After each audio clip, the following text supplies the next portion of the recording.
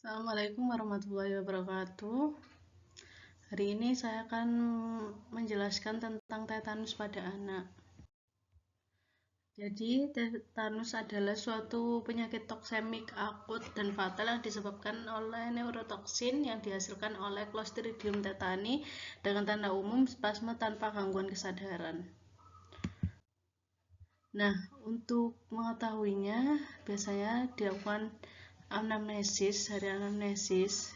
Biasanya itu dari riwayat mendapat trauma, terutama luka tusuk, pemotongan tali pusat yang tidak steril, riwayat keluar cairan dari telinga, atau otitis media suppurativa kronik, gangren gigi, luka bakar, atau pasca pembedahan abdomen seperti port de entry.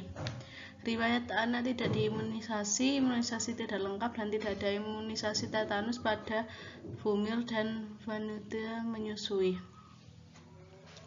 Gejala awal pada anak besar didapatkan trismus, tidak bisa membuka mulut atau sulit menelan disfagi karena kekakuan otot masseter.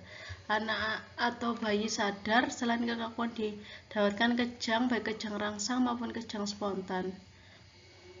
Ditanyakan waktu antara terjadi trauma dengan gejala klinis, masa inkubasi antara 3-21 hari. Makin dekat jarak vokal infeksi dengan CNS, maka cepat masa inkubasinya.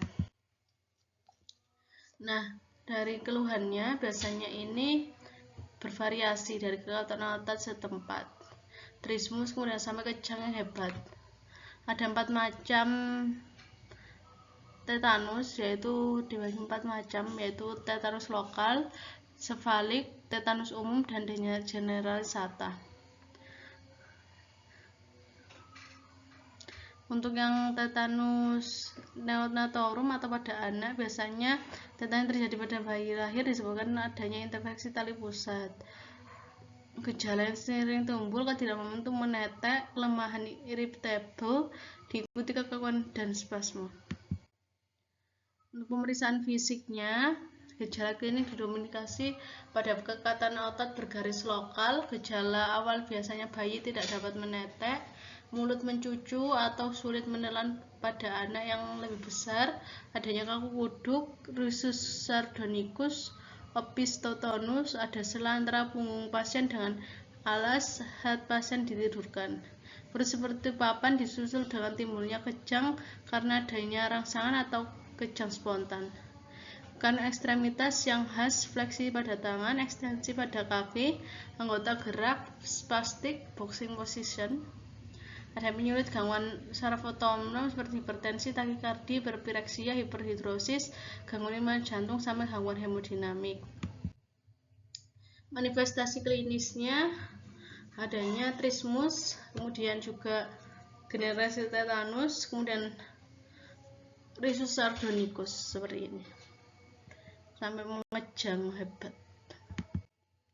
Untuk pemeriksaan penunjangnya, hanya jika keadaan meragukan seperti fungsi lumbal, pemeriksaan darah rutin, pemeriksaan darah tepi, dan biarkan uji kepekaan, fototoraks, elektrolit serum, gula darah acak atas indikasi. Untuk diagnosis bandingnya, trismus karena abses, sepsis neonatorum, meningoencephalitis, rabies, keracunan, hipokalemia. Untuk telaksananya ada 3, yaitu suportif, simptomatif, dan kausatif. Untuk yang suportif, bebaskan jalan nafas, hindarkan aspirasi dengan menghisap lendir perlahan, memindahkan posisi pasien, pemberian oksigen, pemberian cairan, dan nutrisi adekuat, bila perlu dipasang sonde nasogastrasi agar tidak kejang.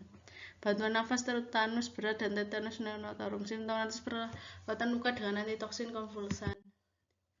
Untuk kausatifnya, pemberian antibiotik untuk membunuh kuman vegetatif, penisilin, kokain, prokain 50-100 unit per kilogram per kali IM tiap 12 jam selama 7-10 hari.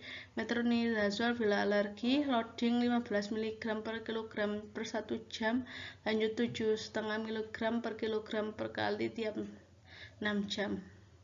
Kemudian imunisasi aktif pasif diberikan ATS anti tetanus serum dosis 5.000 sampai 10.000 IU per intramuskular neonatus IV atau HTIG dosis 3.000 sampai 6.000 unit intramuskular. Imunisasi DT, TT, DTP, imunisasi pada sisi lain selain bersamaan. Antikonvulsan diazepam jika kejang. Dosis neonatus bolus 5 mg IV, anak bolus 10 mg IV. Diazepam bila tidak kejang. Siring pump ringan 0,6 ml, kemudian sedang 1,2 ml per jam, berat 1,6 ml per jam. Untuk pencegahannya diberikan imunisasi dan pencegahan pada luka.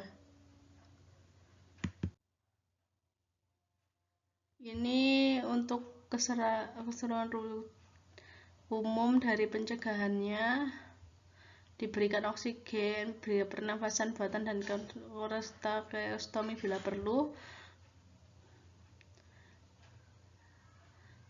Banyak diberikan diet cukup kalori dan protein. Kemudian dilakukan di ruang isolasi menghindari rangsangan luar seperti suara, cahaya, suara redup, dan tindakan terhadap penderita. Ini sumber yang saya gunakan. Terima kasih.